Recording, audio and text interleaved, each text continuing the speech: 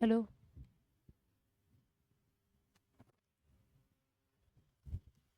नमस्कार, सुप्रभात। आप सभी का स्वागत है जीनियस कोचिंग क्लासेस के यूट्यूब चैनल पर। चलिए, जो है 8 जून का करंट अफेयर हम पढ़ेंगे। पहला क्वेश्चन देखेंगे। पहला क्वेश्चन क्या है? देखिए, पहला क्वेश्चन ध्यान से पढ़िए। हाल ही में किसने दुनिया का पहला पूरी तरह से 3D प्रिंटेड इंजन वाला रॉकेट लॉन्च किया है? इसके ऑप्शन आपके सामने हैं। पहला है अग्निकुल कॉस्मोस, दूसरा है स्काई रूट एयर स्पेस, तीसरा है रॉसकॉस्मोस और चौथा है स्पेस एक्स। बताइए इसका आंसर क्या हो सकता है? किसी को अगर पता है तो बताइए। चलिए, इसका जो आंसर है वो है अग्निकुल। क्या है? अग्निकुल कॉस्मोस। किसी ने कमेंट किया था यूट्यूब पे कि थोड़ा स्लो स्लो बोला करो, तो मैं कोशिश कर रही हूँ कि मैं स्लो बोलूँ। ठीक है, कोशिश है मेरी, क्योंकि मेरी स्पीड में बोलने की आदत है, तो मैं कोशिश कर रही हूँ कि मैं जितना हो सके उतना स्लो बोलूँ। चलिए, अगली कुल कॉस्मोस जो है इसका आंसर है। चलिए पढ़ते हैं। चेन्नई स्थित स्टार्टअप अग्निकुल कॉस्मोस, ये कहाँ पर स्थित है? चेन्नई में ये स्थित है। Single piece 3 dimension 3D printed engine के साथ दुनिया का पहला अंतरिक्ष रॉकेट प्रक्षेपित किया है। ये 3D प्रिंटेड पहला इंजन जो है वो अग्निकुल जो है कॉस्मोस द्वारा प्रक्षेपित किया जा रहा है। इसको स्पेशल याद रखें क्योंकि ये पहला 3D प्रिंटेड इंजन है। ठीक है, इसको ज़रूर याद रखें। चलिए, और दुनिया का ये पहला है, ये भारत में ही नहीं, ये दुनिया का पहला है, तो इसको भी आप स्पेशल याद रखें। और जो अग्निकुल है ये जो अग्निकुल है वो भाई चेन्नई में स्थित है। अग्निकुल जो कॉस्मोस जो है उसके द्वारा जो प्रक्षेपित हुआ है वो कहाँ पर स्थित है? चेन्नई में स्थित है। 4 असफल प्रयासों के बाद ये जो अग्निकुल कॉस्मोस द्वारा है, ये 5वां जो प्रयास था वो सफल हुआ है। 4 पहले कर चुके थे जो असफल हो चुके थे, अब जो 5वां है वो सफलतापूर्वक हो चुका है। चलिए, अग्निबाण नामक रॉकेट भारत का पहला अर्ध क्रायोजेनिक इंजन संचालित रॉकेट लॉन्च है। ये जो अग्निबाण जो है ये पहला रॉकेट क्रायोजेनिक जो है भाई वो रॉकेट इंजन है। ये कौन सा इंजन है भाई? इंजन ये संचालित इंजन है, वो भी कौन सा? अर्ध क्रायोजेनिक जो है भाई, ये रॉकेट हमारा पहला है। उसका नाम क्या है? अग्निबाण। क्या नाम है उसका? अग्निजान, सॉरी अग्निबाण। मेरी क्या तबीयत भी बिल्कुल ठीक नहीं है, आवाज़ भी आपको दबी दबी लग रही होगी, फीवर आ रहा है। चलिए, तो थोड़ा सा आप एडजस्ट करें। तो क्या है भाई, ये क्रायोजेनिक अर्ध क्रायोजेनिक जो है ये पहला इंजन ऐसा है, उसका नाम क्या है? अग्निबाण। चलिए जिसे पूरी तरह से स्वदेशी रूप से डिजाइन और निर्मित किया गया है। ये जो है स्वदेशी रूप से निर्मित किया गया है, स्वदेशी है, देसी है, इसमें कोई ज़्यादा विदेशी कोई चीज़ ऐसी यूज़ नहीं की गई है। हमारे देसी ही, हमारे देश के लोगों ने ही इसको निर्मित किया है, और देश की ही चीज़ें या फिर स्वदेशी हम जिसको बोल सकते हैं वो पूर्णतः निर्मित है। अग्निकुल कॉस्मोस से हम संबंधित कुछ चीज़ें देख लेते हैं। इसकी जो स्थापना हुई वही 2017 में इसकी स्थापना हुई। और मुख्यालय कहाँ है भाई इसका? तमिलनाडु। क्योंकि हम चेन्नई में पढ़ा है तो इसका मुख्यालय कहाँ होगा, इसको याद रखने में आपको सावधानी सॉरी सुविधा होगी कि जो इसका मुख्यालय है वो कहाँ है भाई? तमिलनाडु में। चलिए, दूसरा क्वेश्चन है, भारत को 2023-24 में किस देश से सबसे अधिक प्रत्यक्ष विदेशी निवेश प्राप्त हुआ है? बताइए इसका आंसर क्या हो सकता है? ऑप्शन आपके सामने है। पहला है चीन, दूसरा है सिंगापुर, तीसरा है साउथ कोरिया, चौथा है ब्रिटेन। बताइए इसका आंसर क्या है? फॉरेन डायरेक्ट इन्वेस्टमेंट, इसको इंग्लिश में क्या बोलेंगे? प्रत्यक्ष विदेशी निवेश जो है उसको हम इंग्लिश में क्या बोलेंगे? फॉरेन डायरेक्ट जो इन्वेस्टमेंट है वो भाई किस देश से प्राप्त हुआ है? और इसका जो आंसर है भाई सिंगापुर। सिंगापुर से जो है हमने ये प्राप्त किया है। आगे पढ़ते हैं। हालांकि 2023-24 में सिंगापुर से एफडीआई, एफडीआई हमने पढ़ लिया, फॉरेन डायरेक्ट इन्वेस्टमेंट जो है, इसका मतलब क्या है? विदेश जो है भाई, कोई दूसरा देश जो है हमारे भारत में आके निवेश करता है, किसी भी चीज में निवेश करता है, हमारे इधर पैसा लगाता है, उसको हम प्रत्यक्ष विदेशी निवेश कहते हैं। और इससे क्या होगा, अगर ये ज़्यादा अच्छा होगा, ये ज़्यादा आंकड़े में होगा, तो इसका मतलब है हमारी अर्थव्यवस्था भी बहुत अच्छी होगी। तो इसका सिंपल सा एक बात है। तो क्या है भाई, 31.55% कम होकर 11 7 बिलियन डॉलर पहुंच गया है। क्या भाई, सिंगापुर से पहले हमारा ज़्यादा था, कितना था, 31.55, अब घट के क्या हो गया है, 11.77 बिलियन डॉलर हो गया है। लेकिन भारत ने उस देश से सबसे अधिक निवेश आकर्षित किया है, मतलब और देशों से सबसे ज़्यादा जो है सिंगापुर से ही विदेशी जो निवेश आया है वो सबसे ज़्यादा सिंगापुर से ही प्राप्त हुआ है। भले पहले से आंकड़ा कम है, पर और जो और भी देश हैं उन देशों के मुताबिक जो है सिंगापुर से हमने ज़्यादा निवेश लिया है। अब क्या है भाई, Mauritius, Singapore, US, UK, UAE, Cayman, Iceland, Germany और साइप्रस समेत प्रमुख देश से एफडीआई इक्वलिटी प्रभाव में कमी आई है। कहने का मतलब है जितने देश जो हमने पढ़े हैं वो हैं, उन सब में कमी आई है। इसमें भाई प्रत्यक्ष विदेशी निवेश में ये यूएसए, यूएई, दुबई हुआ, मॉरिशस हुआ, ये जो हम पढ़ रहे हैं सिंगापुर, इन सब में पहले के आंकड़ों से कमी आई है। चलिए, 2018-19 से सिंगापुर भारत के लिए निवेश का सबसे बड़ा स्रोत रहा है। तो 2018 और 19 से जो है ये जो हमारा निवेश है, विदेश प्रत्यक्ष विदेश निवेश जो है वो सिंगापुर से सर्वाधिक प्राप्त हमको ये होता है, और अभी भी सिंगापुर ही इस श्रेणी में जारी है। सिंगापुर की राजधानी क्या है? सिंगापुर ही है भाई। मुद्रा का नाम क्या है? सिंगापुर डॉलर है। और भाई प्रधानमंत्री लॉरेंस बोंग जो है इनके प्रधानमंत्री हैं। आगे बढ़ते हैं, तीसरा क्वेश्चन है, संयुक्त राष्ट्र में भारत की पहली महिला स्थायी प्रतिनिधित्व कौन थी जो रिटायर हो गई है? इसके ऑप्शन आपके सामने है। पहला है अक्षता कृष्णमूर्ति, दूसरा है गीता गोपीनाथ, तीसरा ऑप्शन है रुचिरा कंबोज और चौथा ऑप्शन है अंकुल अंशुला कांत। बताइए इसका आंसर।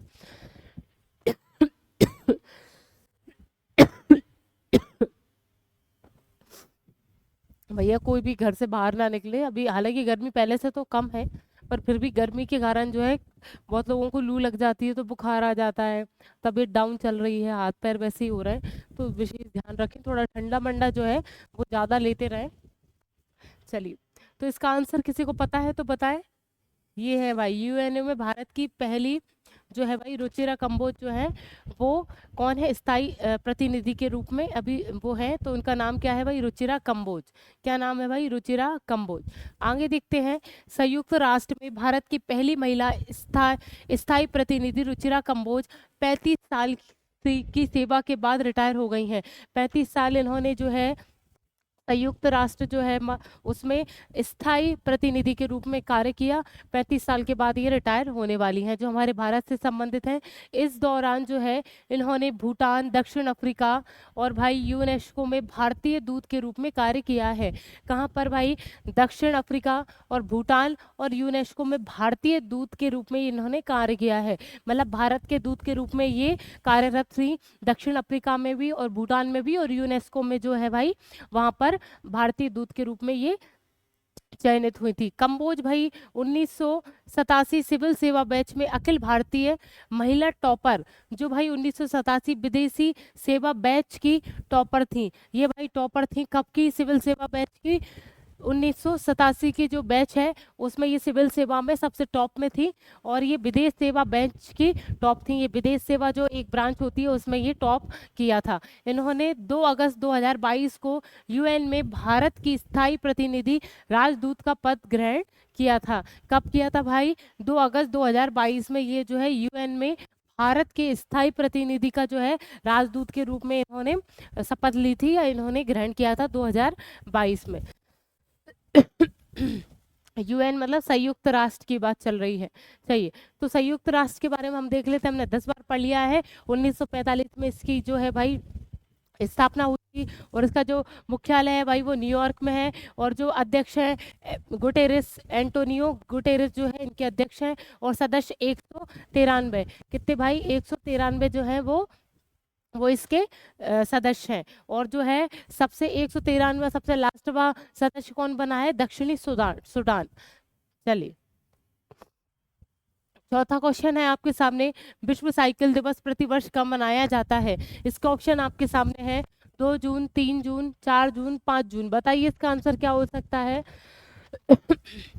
विश्व साइकिल दिवस जो है वो हम 3 जून को मनाया करते हैं। चलिए, हर साल 3 जून 2024 को विश्व साइकिल दिवस मनाया जाता है। यह दिवस परिवहन के टिकाऊ और पर्यावरण संवर्धन तरीके से अपनाने और बढ़ावा देने के उद्देश्य से मनाया जाता है। ये जो है भाई, परिवहन जो है टिकाऊ हो सके, स्वच्छ हो सके और कहीं ना कहीं हमारी सेहत भी अच्छी हो सके, तो उस परिवहन के लिए, इस सुविधा के लिए जो है भाई, इस दिवस को मनाने की घोषणा की गई थी। 3 जून को जो है विश्व साइकिल दिवस मनाया जाता है। अप्रैल 2018 में संयुक्त राष्ट्र महासभा ने घोषणा की विश्व साइकिल दिवस प्रतिवर्ष 3 जून को मनाया जाएगा। 3 जून को है जो संयुक्त राष्ट्र महासभा जो होती है, United nation general assembly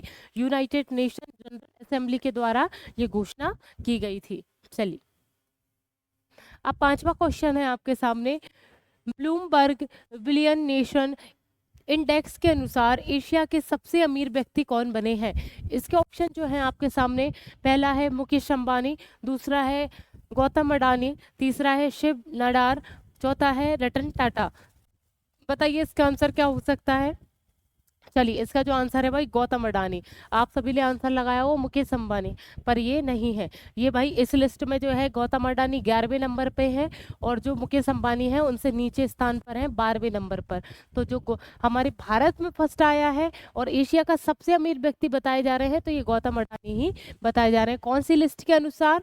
Bloomberg billionaires index. ये कौन सी रिपोर्ट है, इसको जरूर याद रखें। ब्लूमबर्ग बिलियनेश इंडेक्स जो है, इसके अनुसार जो है गौतम अडानी एशिया के सबसे अमीर व्यक्ति बने हैं। चलिए आगे बढ़ते हैं। आगे क्या है भाई? ब्लूमबर्ग बिलियन नेशनल इंडेक्स के अनुसार 111 बिलियन डॉलर की कुल संपत्ति के साथ अडानी अब विश्व के 11वें सबसे अमीर व्यक्ति बने हैं। ये विश्व के 11वें सबसे अमीर व्यक्ति बन गए हैं। कौन बन गए हैं? अडानी साहब। हमने पढ़ा गौतम अडानी। चलिए, 109 बिलियन डॉलर की संपत्ति के साथ अंबानी, अब जो अंबानी है वो 12वें स्थान पर रहे हैं। कौन से स्थान पर?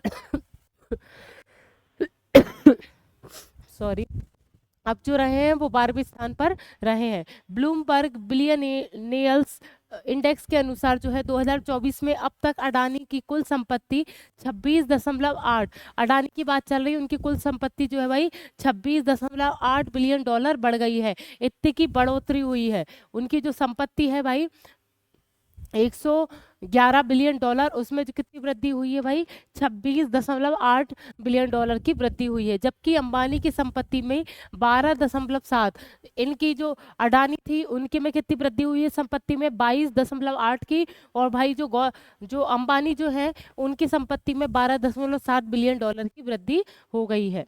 चलिए हाँ, अब 6वां क्वेश्चन है। लोकसभा चुनाव 2024 में कितने करोड़ भारतीयों ने वोट देकर विश्व रिकॉर्ड बनाया है? इसके ऑप्शन जो आपके सामने है वो है 64.2 करोड़, फिर दूसरा है 63.8 करोड़, फिर है 61.5 करोड़, फिर है 66.3 करोड़। बताइए इसका आंसर क्या हो सकता है? अभी जो लोकसभा के चुनाव हुए उसका रिजल्ट भी आप सभी को पता ही है कि रिजल्ट क्या रहा, और आप सभी की जो निगाहें हैं वो नीतीश कुमार पे टिकी हुई थी। ठीक है, और नीतीश कुमार को आप सुन रहे होंगे कि मोदी जी के पैर पड़े और बहुत अच्छे भाषण दिए उन्होंने कि 10 साल का कार्यकाल आपका बहुत अच्छा रहा है। और उन्होंने ऐसा भी कहा है कि आप अभी तो ठीक है, कोई मैं देख रहा हूँ, उन्होंने ऐसा कहा है नीतीश कुमार जी ने, मैं देख रहा हूँ कि बहुत इस बार जो है बहुत थोड़े ऐसी, चाहे कोई भी जीत गया है तो अगली बार आप जब आए तो बहुत पूर्ण बहुमत से आए, ऐसा मोदी जी से उन्होंने कहा है। चलिए, तो भाई क्या है भाई गठबंधन की सरकार इस बार गठित होने वाली है। अब क्या है इसका आंसर? जो है जो रिकॉर्ड बना चुका है, हमारे भारत का सबसे बड़ा जो मतदान जो है भाई वो हमारे भारत का है। और जो भाई रिकॉर्ड तोड़ जो मतदान हुआ है, कितने % हुआ है? 64.2 करोड़। क्या है भाई? देखिए राजीव कुमार जी, ये हमारे जो है मुख्य चुनाव आयुक्त हैं।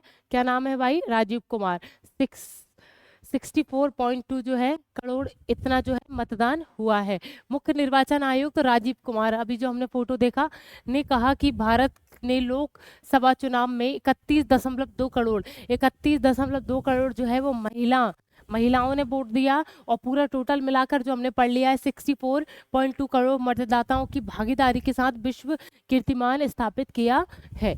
चलिए राजीव कुमार ने यहाँ संवाददाताओं को संबोधित करते हुए कहा है कि दुनिया की सबसे बड़ी मतदान प्रक्रिया में, दुनिया की सबसे बड़ी जो मतदान प्रक्रिया है उसमें क्या है, 66,000 से अधिक निगरानी दल और 1.5 करोड़ से अधिक मतदान तथा सुरक्षा शामिल हुए थे। उस मतदान को कराने के लिए सुरक्षा कर्मी, मशीन, कितनी सारी टेक्नोलॉजी लगती है, कितने सारे संसाधन लगते हैं, तो उनको मिलाकर भाई इतने सारे संसाधन मिलकर जो है इस प्रक्रिया को संपादित कर पाया है। चलिए 7वां क्वेश्चन है, हाल ही में यूईएफए चैंपियंस लीग किसने जीती है? इसके ऑप्शन आपके सामने हैं। पहला है ला लीगा, दूसरा है मैनचेस्टर यूनाइटेड और तीसरा है अल नसाल और चौथा है रियल मैड्रिड। बताइए इसका आंसर क्या हो सकता है? क्या है भाई? यूईएफए जो है वो चैंपियन लीग किसने जीती है? और इसका जो आंसर है वो है रियल मैड्रिड। क्या है रियल मैड्रिड? ये स्पेनिश की एक क्लब है। क्या नाम है? स्पेनिश का एक ये क्लब है रियल मैड्रिड, इन्होंने ये जीता है और जर्मन को हराया है, जर्मन देश को हराया है उनके क्लब ने किसी ने, और स्पेनिश की जो टीम है ये क्लब है वो जीता है। चलिए Spanish football club real Madrid ने जर्मन फुटबॉल क्लब के बोरुसिया डॉर्टमुंड को फाइनल में 2-0 से हराकर 2023-24 में यूईएफए चैंपियंस लीग का खिताब 15वीं बार जीता है। ये जो हमने देखा है रियल मैड्रिड ये स्पेनिश एक क्लब है, इसने जर्मन की कौन से क्लब को हराया है? बोरुसिया डॉर्टमुंड को ये हराकर 15वीं बार अपना जो है खिताब अपने नाम पर किया है। सॉरी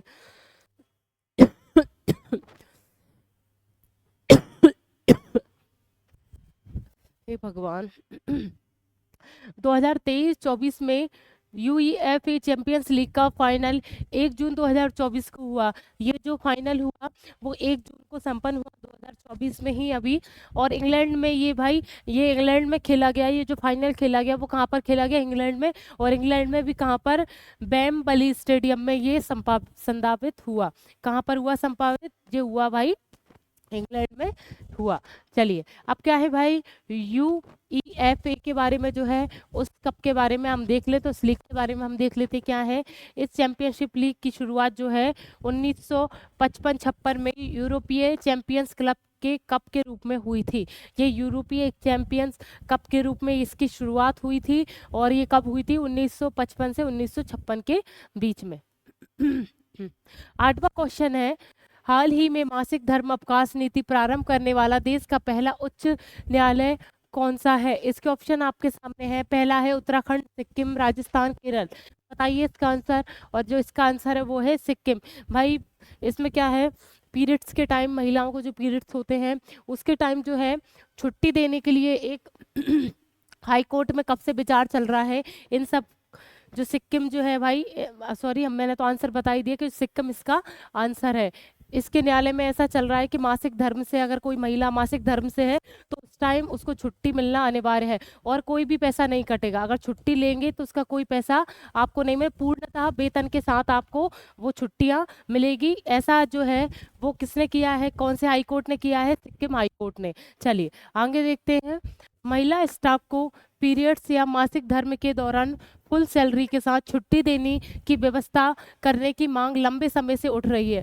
इस दिशा में सिक्किम हाई कोर्ट ने उल्लेखनीय और ऐतिहासिक कदम उठाया है। चलिए हाई कोर्ट ने अपने महिला कर्मचारी को मासिक धर्म अवकाश देने का ऐलान किया है। मासिक धर्म जो है मासिक धर्म तो आता ही है, अनिवार्य रूप से छुट्टी उसको मिलने की पूरी संभावना है। हाई कोर्ट ने ऐसा निर्णय दे दिया। इस पर बहुत समय से विचार चल रहा था, पर अब ये निर्णय फाइनली आ चुका है कि जब भी कोई कर्मचारी है, सरकारी कर्मचारी है, तो उसको जो है भाई मासिक धर्म, महिला कर्मचारी ठीक है, तो उसको जो है मासिक धर्म में 3 दिन की छुट्टी अनिवार्य रूप से ही मिलेगी और कोई पैसा नहीं कटेगा। सिक्किम हाई कोर्ट रजिस्ट्री ने महिला कर्मचारियों के लिए मासिक धर्म अवकाश नीति पेश किया है। एक ही नीति पेश की है, मासिक धर्म नीति।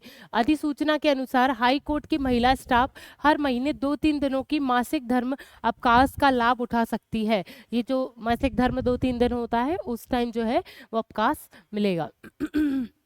सिक्किम, सिक्किम की राजधानी क्या है? गंगटोक, आप सभी को पता है। और उसके जो मुख्यमंत्री उनका नाम क्या है? प्रेम सिंह कम्माज, क्या है? तमांग, ठीक है। जो है उनके मुख्यमंत्री का नाम क्या है? प्रेम सिंह तमांग। और जो है भाई लक्ष्मण आचार्य जो है इनके राज्यपाल हैं सिक्किम के। अब करंट अफेयर से जुड़ के जो कोई सिक्किम से कुछ लाइनें हैं जो हम पढ़ लेते हैं। इंस्पिरेशन, सॉरी, इंस्पायर, इंस्पायर जो है सिक्किम, इंस्पायर सिक्किम एक योजना है। सिक्किम राज्य में चलाई जाने वाली जो है इंस्पायर एक योजना है, वो वर्ल्ड बैंक की सहायता से चलाई जा रही है। किसकी सहायता से चलाई जा रही है? वर्ल्ड बैंक की सहायता से चलाई जा रही है। जो हम दूसरी बार पढ़ रहे हैं, ये हमने बहुत बार पढ़ लिया है। पुरानी पेंशन योजना जो है वो दोबारा से लागू करने वाला पूर्वोत्तर राज्य पहला है। कौन सा भाई? सिक्किम। पूर्वोत्तर राज्य ऐसा पहला राज्य है जो पूर्वोत्तर ऐसा राज्य है, पूर्वोत्तर राज्यों में से एक ऐसा सिक्किम राज्य है जिसने जो पुरानी पेंशन योजना है वो दोबारा से लागू कर दी है, एज इट इज, जैसे थी और वैसी की वैसी। सिक्किम में पहली बार रेलवे लाइन की शुरुआत की गई। सिक्किम में जो है भाई पहली बार रेलवे लाइन की शुरुआत की गई थी की गई है। चलिए, नवा क्वेश्चन है, तंबाकू नियंत्रण के लिए ब्रांड एम्बेसडर के रूप में किसे चुना गया है? इसके ऑप्शन आपके सामने हैं। पहला है करीना कपूर खान, दूसरा है पीवी सिंधु, तीसरा है आलिया भट्ट, नरेंद्र यादव। बताइए इसका आंसर। आप चेहरा देख के तो इसका आंसर आराम से बता सकते हैं। इसका आंसर क्या है? पीवी सिंधु। ये बैडमिंटन खेल से संबंधित है। तंबाकू नियंत्रण, अब देखिए पहले क्या, ये किसकी ब्रांड एम्बेसडर बनी है? तंबाकू नियंत्रण के लिए। और ये जो हम दिवस मनाते हैं, तंबाकू निषेध दिवस, कब मनाते हैं? 31 मई। अभी हमने कल परसों ही पढ़ा है कि 31 मई को तंबाकू निषेध दिवस मनाया जाता है। इसको रोकने के लिए, इसको नियंत्रण करने के लिए ब्रांड एम्बेसडर बनाई गई, उनका नाम क्या है? पीवी सिंधु। ये बैडमिंटन खेल से संबंधित है। तंबाकू नियंत्रण के लिए बैडमिंटन स्टार पीवी सिंधु को ब्रांड एम्बेसडर बनाया गया है। भारत सरकार के स्वास्थ्य एवं परिवार कल्याण मंत्रालय, कौन सा भाई, किस मंत्रालय के अंतर्गत? स्वास्थ्य एवं परिवार कल्याण मंत्रालय के अंतर्गत ये किया गया है। और इसके मंत्रालय के मंत्री का नाम क्या है? स्वास्थ्य मंत्रालय के मंत्री का नाम क्या है? मनसुख मंडाविया। क्या नाम है? मनसुख मंडाविया स्वास्थ्य मंत्रालय के मंत्री हैं। ने विश्व तंबाकू निषेध दिवस 2024 मनाने के लिए एक कार्यक्रम का आयोजन किया गया है। और इस वर्ष की थीम हमने उस टाइम भी पढ़ ली थी। क्या है? हम एक बार और पढ़ लेते हैं। तंबाकू उद्योग हस्तक्षेप से बच्चों की सुरक्षा करना। तंबाकू उद्योग जो है उसमें बच्चे जो है इन्वॉल्व ना हो पाए, ऐसी कोशिश करना जो है इस वर्ष की थीम है। और युवाओं को तंबाकू की खपत,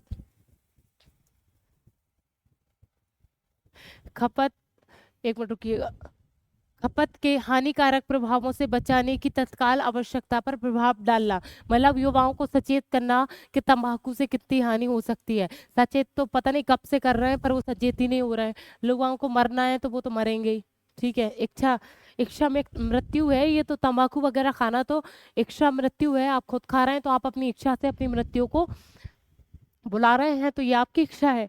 चलिए, अगला क्वेश्चन है, कौन सा देश पहली बार फीफा महिला विश्व कप 2027 की मेजबानी करने जा रहा है? इसके ऑप्शन आपके सामने हैं। पहला अमेरिका, दूसरा मेक्सिको, तीसरा कनाडा और चौथा है ब्राजील। बताइए इसका आंसर क्या है? इसका जो आंसर है वो है ब्राजील। इसका क्या आंसर है? ब्राजील। चलिए आगे पढ़ते हैं। दक्षिण अमेरिकी देश जो है भाई, कौन सा है भाई? ब्राजील, जिसका आंसर है दक्षिण अमेरिकी देश है। पहली बार फीफा महिला विश्व कप 2027 में मेजबानी की करने जा रहा है। ब्राजील जो है पहली बार विश्व महिला कप जो है उसकी मेजबानी करने जा रहा है। कौन? ब्राजील। चलिए, पहली बार चीन मेजबान था। इसका मतलब जब ये गेम स्टार्ट हुआ था या ये कप स्टार्ट खेलना शुरू हुए थे तो सबसे पहली मेजबानी किसने की थी? चीन ने ऐसी मेजबानी इसकी की थी। फुटबॉल महिला फुटबॉल विश्व कप की शुरुआत वर्ष 1991 में चीन से हुई थी। मैंने बताया आपको, चीन ने सबसे पहले इसकी मेजबानी की थी और भाई 1991 में ये स्टार्ट हुआ था और तभी चीन ने इसकी मेजबानी की। महिला फुटबॉल विश्व कप अब तक 9 बार खेला गया है। अब तक कितनी बार खेला गया है? 9 बार। और 4 बार जो है अमेरिका जीत चुकी है इसमें, ठीक है। ये अमेरिका ये जो कप का टाइटल है वो अपने नाम कर चुकी है। 9 बार खेल चुके हैं, 9 बार में 4 बार अमेरिका जीत चुकी है। वो वही जर्मनी की टीम ने 2 बार महिला विश्व कप का खिताब अपने नाम पर किया है। जर्मनी ने 2 बार जो है ये कप जो है अपने नाम पर कर लिया है। चलिए ये जो है भाई, हाँ अभी क्या, ब्राजील की राजधानी का नाम क्या है? ब्रांसिलिया। क्या नाम है? ब्रांसिलिया जो है ब्राजील की राजधानी है। राष्ट्रपति का नाम क्या है? लूला डी सिल्वा। क्या नाम है राष्ट्रपति का? लूला डी सिल्वा जो इसके राष्ट्रपति हैं। मुद्रा का नाम क्या है? ब्राजीलियन सिलियन। क्या नाम है मुद्रा का? ब्राजीलियन सिलियन। और क्या है इसकी आबादी? 20 करोड़ इसकी आबादी है ब्राजील की। अब क्या है इसके पड़ोसी देश कौन कौन से हैं? कौन सी? French Guiana, Suriname, Guyana, Venezuela, Colombia, Peru, Bolivia, Paraguay, Argentina, Uruguay. ये जो है ब्राजील के पड़ोसी देश हैं। कौन से देश हैं भाई? ये ब्राजील के पड़ोसी देश हैं। ये देखिए, ये देख रहे हैं आपको ब्राजील दिख रहा है, ब्राजील दिख रहा है, तो इसके पड़ोसी देश जो मैंने पढ़ा दिए हैं। चलिए इसी के साथ जो है मैं आपसे विदाई लेती हूँ। राधे राधे।